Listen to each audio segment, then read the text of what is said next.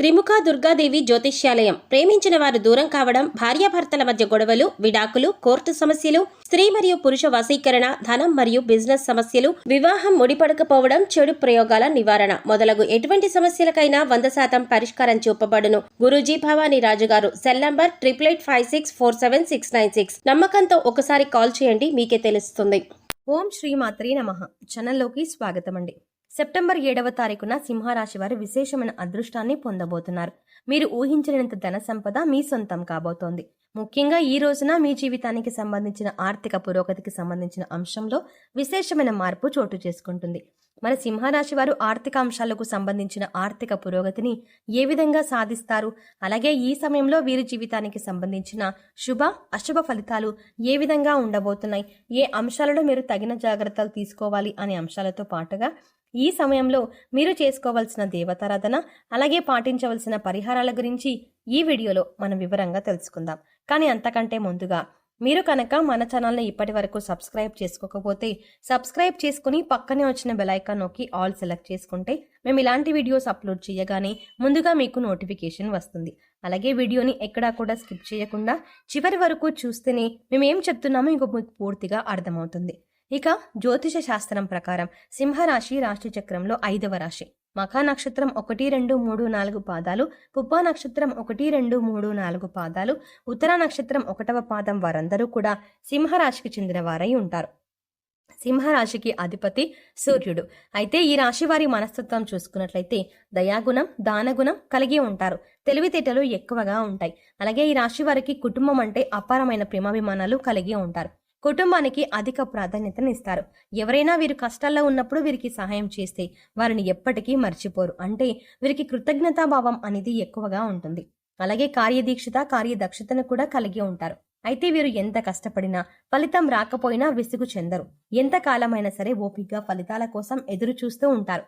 వీరికి ఇచ్చిన పనిని వీరి తెలివితేటలను ఉపయోగించి నేర్పరితనంతో చాకచక్యంగా అందరికంటే ముందుగా పూర్తి చేస్తారు. అయితే ఈ రాశివారి జీవితంలో సెప్టెంబర్ 7వ తేదీన అద్భుతం జరగబోతోందని చెప్పవచ్చు.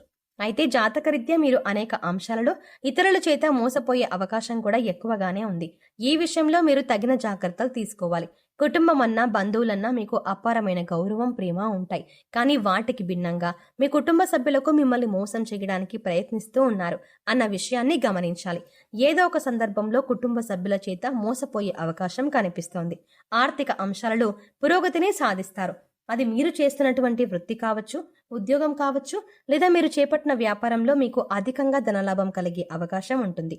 గతంలో మీరు డబ్బులు అప్పుగా ఇచ్చి తిరిగి రాని సందర్భాలు కూడా ఉన్నాయి. కానీ ఈ సమయంలో ఆ డబ్బులు తిరిగి రావటం వల్ల మానసిక ఆనందాన్ని పొందుతారు.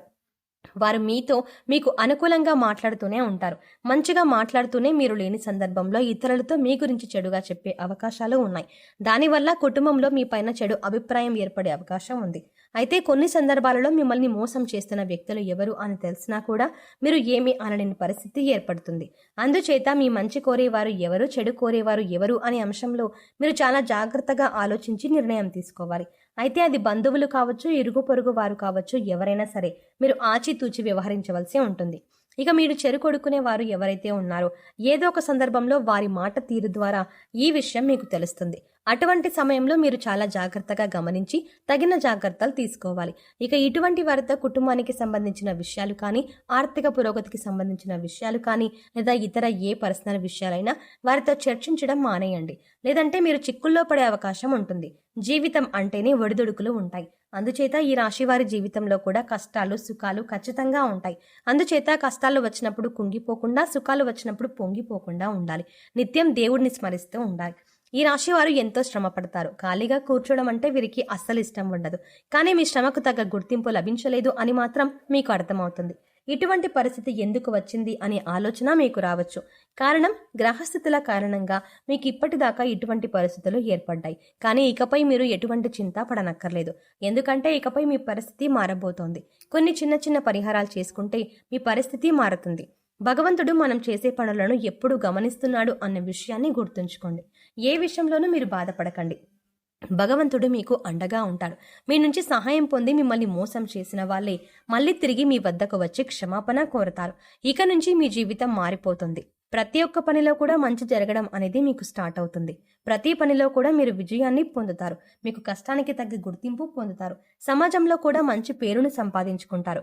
మిమ్మల్ని మోసం చేసిన వారి నుంచి తిరిగి మీరు లబ్ధి పొందబోతున్నారు. అంటే వారే తిరిగి మీకు క్షమాపణ చెప్పి మీకు కావలసిన సాయం చేసి పెడతారు. వారి తప్పును వారు తెలుసుకుంటారు. మీ మంచితనాన్ని వారు స్వార్థానికి ఉపయోగించుకున్నందుకు మీకు క్షమాపణలు చెప్తారు. అయితే ఈ రాశి వారికి ఎప్పుడైతే కష్టకాలం వచ్చిందో అప్పుడు కుంగిపోకుండా ఖచ్చితంగా తర్వాత మంచి రోజులు వస్తాయని పూర్తి ఆత్మవిశ్వాసాన్ని కలిగి ఉండాలి.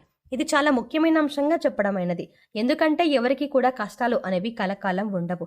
తర్వాత మంచి రోజులు వస్తాయి అనే ఆశతో జీవించాలి. దేవుడు మీకు ఎల్లప్పుడూ అండగా ఉంటాడు. అంతేకాదు మీకు జీవితంలో ఇంకా మరెన్నో శుభ ఫలితాలను కూడా అనుగ్రహిస్తాడు. ఎందుకంటే మనలో చాలా మందిని చూస్తూ ఉంటాం. సుఖాలు వచ్చినప్పుడు దేవుణ్ణి మర్చిపోతారు. అలాగే కష్టాలు వచ్చినప్పుడు మాత్రం దేవుడి దగ్గర వేడుకుంటారు. మరికొంతమంది అయితే కష్టాల్లో ఉన్నప్పుడు భగవంతుడు నాకేమీ చెయ్యలేదు అని నిందిస్తారు.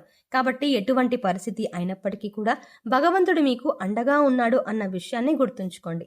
ఈ అంశంలో మీరు తగిన జాగ్రత్తలు తీసుకోండి. ఇక వృత్తి, ఉద్యోగ, వ్యాపార జీవితంలో ఇలా అనేక రకాల అంశాలలో మీరు గతంలో ఎదుర్కొంటున్న సమస్యలన్నింటి నుంచి కూడా బయటపడతారు. మీకు తెలివితేటలను ఉపయోగించి అనేక రకాల సమస్యల నుంచి కూడా చాలా తేలిగ్గా బయటపడతారు. ఎందుకంటే మీ సహా ఉద్యోగులు కూడా మీకు సహాయం చేస్తారు. గతంలో మీరు వారికి సహాయపడిన విషయాన్ని వారు గుర్తుంచుకొని మీకు తిరిగి వారు ఈ సమయంలో సహాయం చేస్తారు. ఇది మీ మానసిక ఆనందానికి కారణమవుతుంది. అయితే సెప్టెంబర్ 7వ తారీఖున మీరు ఒక శుభవార్త వినబోతున్నారు. ఆర్థిక పరంగా పురోగతికి సంబంధించిన అంశంలో మీకు ఈ శుభవార్త అనేది మీరు వింటారు. ఇక ఈ సమయంలో మీరు చేసుకోవాల్సిన దేవతారాధన చూసుకున్నట్లయితే బిల్వదళాలు అంటే పరమేశ్వరుడికి ఎంతో ఇష్టం. ఈ విషయం మనందరికీ తెలిసిందే. అయితే మీరు మారేడు చెట్టు దగ్గరికి వెళ్ళి ఒక చెంబెడు నీళ్లు పోసి ఒక బిల్వ పత్రాన్ని దేవుడికి సమర్పించాలి. అంతేకాకుండా చెంబెడు నీళ్ళని పరమేశ్వరుడికి అభిషేకం చేయాల్సి ఉంటుంది.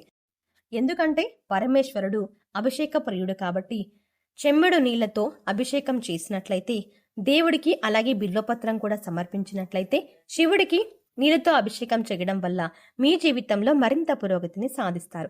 ఆర్థిక పురోగతికి సంబంధించి మరిన్ని శుభవార్తలు వినే అవకాశం ఏర్పడుతుంది. అలాగే పేదవారికి, అనాథలకు మీకు వీలైనంతలో దాన ధర్మాలు చేయడానికి ప్రయత్నించండి. దీనివల్ల పుణ్యఫలం లభిస్తుంది.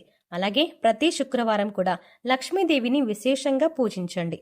అంతేకాకుండా ధూపదీప నైవేద్యాలతో మీరు లక్ష్మీదేవిని ప్రసన్నం చేసుకున్నట్లయితే కనుక ఆర్థిక అంశాలకు సంబంధించి మరింత పురోగతికి సూచిస్తారు.